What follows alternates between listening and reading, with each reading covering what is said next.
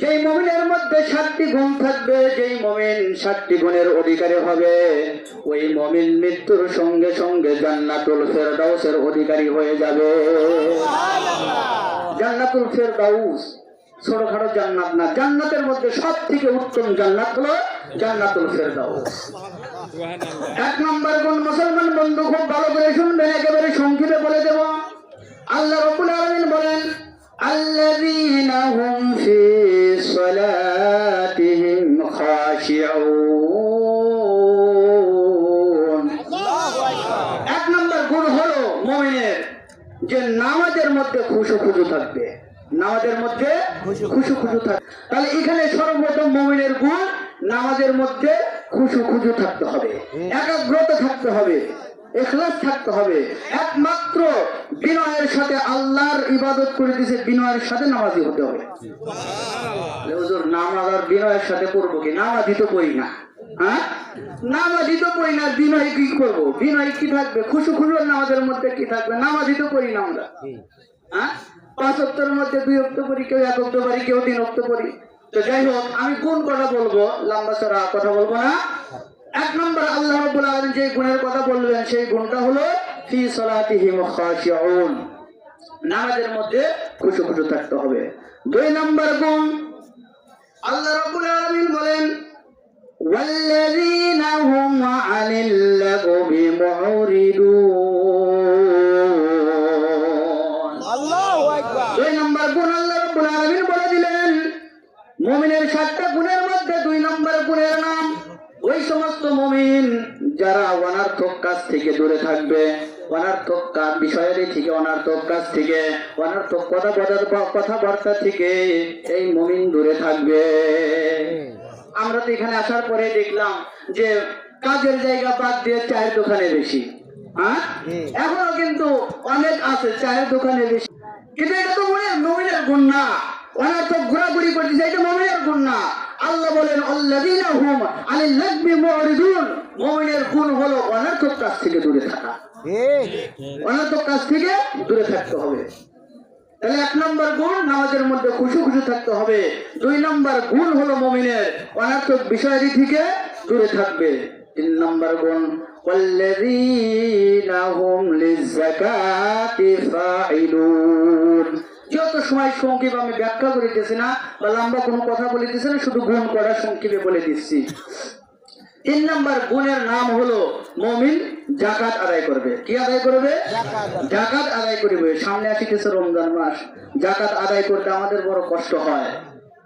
অনেক লোকে যাকাতের যে মাসআলা, যাকাতের যে নিসাব, যাকাতের যে হিসাব, শতকরা 80% লোকের যাকাত ফরজ হয়ে গেছে বর্তমান যে অবস্থা আমাদের। আমি খেয়াল করে দেখছি সাধারণ একজন মানুষ, আমি এটাও আমার নলেজ এটাও আছে, সে অন্যের যাকাতের কাপড় পরে অথচ তার উপরে যাকাত ফরজ হয়ে আছে। এটাও আমার নলেজে আছে, এটাও আমার নলেজে আছে। অন্যের যাকাতের কাপড় পরে অন্যের কাছে যাকাতের টাকার জন্য যায়, অথচ তার নিজের উপরে যাকাত ওয়াজিব হয়ে আছে, ফরজ হয়ে আছে। এই জন্য আমাদের সর্বাবস্থায় যাকাতের নিসাবগুলো বলতে গেলে সময়ের ব্যাপার। আমরা এই রমজান আসার আগে, যেহেতু রমজানে যাকাত দেওয়া হয়, রমজান আসার আগেই আমাদের ইমামদের থেকে ভালোভাবে বুঝে নেব যে কি পরিমাণ সম্পদ হইলে যাকাত ওয়াজিব হয়। ওই পরিমাণ সম্পদ হইলে অবশ্যই আমরা যাকাত আদায় করব, কারণ এটা হচ্ছে মুমিনের একটা গুণ। তাহলে 7টা গুণের মধ্যে 3টা আমি বললাম।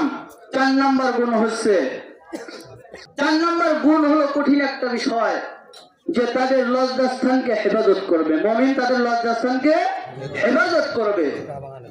রাসূল আকরাম সাল্লাল্লাহু আলাইহি ওয়াসাল্লাম বলেন, মান আযমানা লি মা বাইনা লিহইহি ওয়া মা বাইনা রিজলাইহি আযমানা লাহুল জান্নাহ। আল্লাহ রাসূল সাল্লাল্লাহু আলাইহি ওয়াসাল্লাম বলেন, যদি কোনো ব্যক্তি 2টা জিনিসের জিম্মাদার হতে পারে। কয়টা জিনিস? কোন ব্যক্তি যদি, কোন ইমানদার মুসলমান যদি, আল্লাহর নবী বলেন আমার উম্মত যদি 2টা গুণের জিম্মাদার হতে পারে, 2টা জিনিসের জিম্মাদারি নিতে পারে, আমি নবী, আমি রাসূল তার জন্য জান্নাতের জিম্মাদারি নিয়ে নিলাম। সুবহানাল্লাহ। 1 নম্বর গুণ হচ্ছে মা বাইনা লিহইহি, তার 2 ঠোঁটের মাঝখানে যে অস্ত্র আছে, এই অস্ত্রটা বড় ভয়ঙ্কর অস্ত্র, খুবই ভয়ঙ্কর অস্ত্র। কবি বলেছেন জারাহাতুল লিসানি লাহা ইয়ালতিয়াম ওয়া মা ইয়ানতামু মা জারাহাল লিসান। এই অস্ত্র দুই ঠোঁটের মাঝখানে যে অস্ত্রটা আছে জিহ্বা, এই অস্ত্রটা এমনই মর্মান্তিক, যদি এই অস্ত্র দ্বারা কাউকে আঘাত করা হয় মৃত্যুর আগ পর্যন্ত ওই আঘাতকে কোনো ডাক্তার কোনো কবিরাজ চিকিৎসা করে ভালো করতে পারবে না। আমি যদি কথার মাধ্যমে কাউকে জুলুম করি, কাউকে আঘাত দিয়ে থাকি, কোন ডাক্তার কবিরাজ ক্ষমতা আছে এই আঘাতকে ভালো করার ক্ষমতা নাই। আল্লাহ রাসূল 1 নম্বর কি বললেন যে দুই ঠোঁটের মাঝখানে যেই অস্ত্র আছে অর্থাৎ জিহ্বা, এই জিহ্বাকে, আর একটা হচ্ছে ওমা বাইনা রিজলাইহি, দুই পায়ের মাঝখানে যে অঙ্গ আছে লজ্জাসান, এই দুইটা অঙ্গের যদি কোনো মুমিন হিফাজত করতে পারে আল্লাহ রাসূল বলেন আমি ওই ব্যক্তির জান্নাতের জিম্মাদার হয়ে গেলাম। সুবহানাল্লাহ। 4 নম্বর গুণের কথা বললাম। 4 নম্বর গুণ আল্লাহ তাআলা বলেন যে মুমিন তার লজ্জাস্থানের কি করবে? হেফাজত করবে, তার সতীত্বের হেফাজত করবে।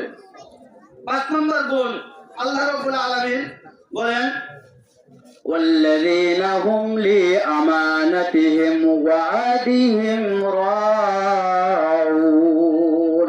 আল্লাহু আকবার। 5 নম্বর এবং 6 নম্বর গুণ এখানে বলছেন আল্লাহ রাব্বুল আলামিন যে 5 নম্বর গুণ হচ্ছে মুমিন তার আমানতকে আমানতের খেয়ানত করবে না, অর্থাৎ আমানতের পরিপূর্ণ আমানতদারি আদায় করবে।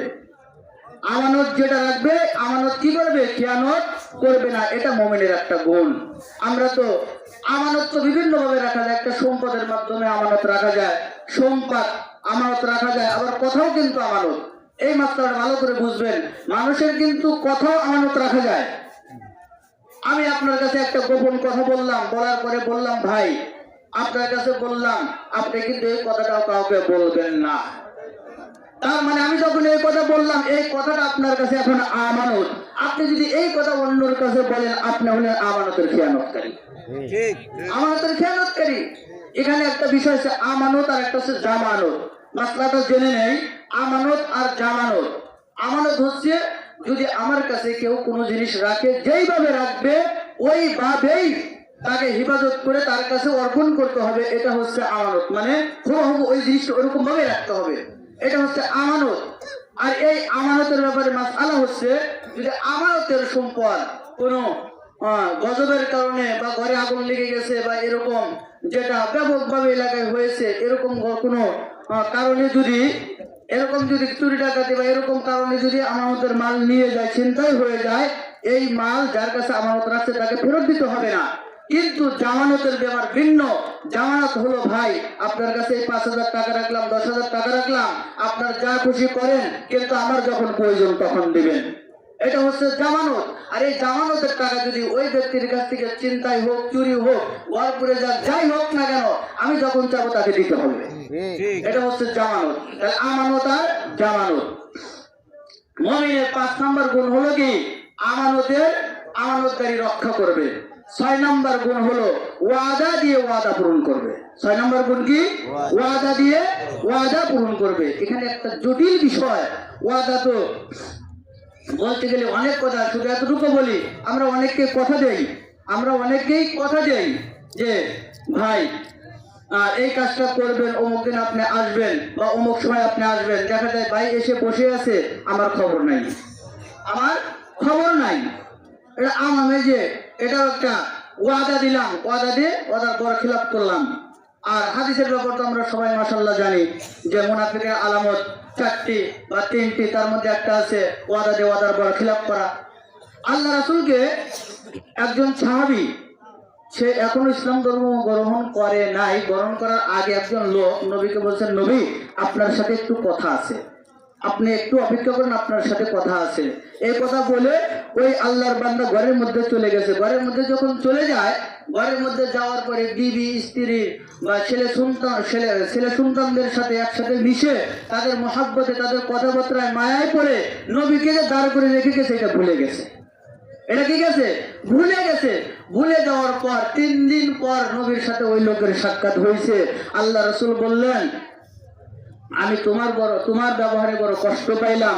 তুমি যে বললা নবী আপনি একটু এখানে দাঁড়ান, আমি ঘরে যাবো আর আসবো, আপনার সাথে কথা আছে। এই কথা বলার কারণে আমি 3 দিন পর্যন্ত তোমার অপেক্ষায় সেখানে দাঁড়িয়েছিলাম। দেখেন ওয়াদা কিরকম, ওয়াদা কিরকম। 3 দিন পর্যন্ত আল্লাহ রাসূল দাঁড়িয়ে আছে, যে সে আসতে চাইছে 3 দিন পর্যন্ত দাঁড়িয়ে আছে। তাহলে এটা হচ্ছে 6 নম্বর মুমিনের গুণ, যে ওয়াদা দিয়ে ওয়াদা পূরণ করা, ওয়াদার বরখেলাফ না করা।